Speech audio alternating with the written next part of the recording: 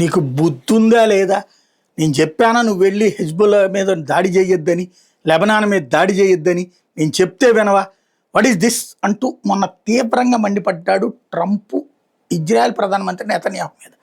నేను ఇజ్రాయెల్ ప్రధానమంత్రి నెతన్యాహును తిట్టాను అని కూడా సగర్వంగా చెప్పుకున్నాడు.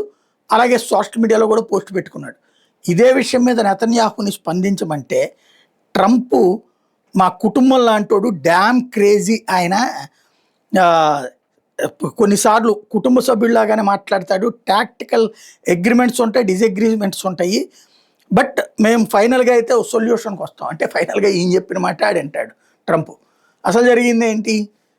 పొద్దున్నేనేమో కాల్పుల విరమణ అన్నాడు, మధ్యాహ్నానికి కాల్పులు జరపాలని మేము అన్నాం, కాల్చాం కదా. 2 రోజుల నుంచి యుద్ధం ఆగిందా ఇరాన్ మీద? ఇరాన్ మీద దాడులు చేస్తూనే ఉన్నాం కదా, హిజ్బుల్లా మీద దాడులు చేస్తూనే ఉన్నాం కదా.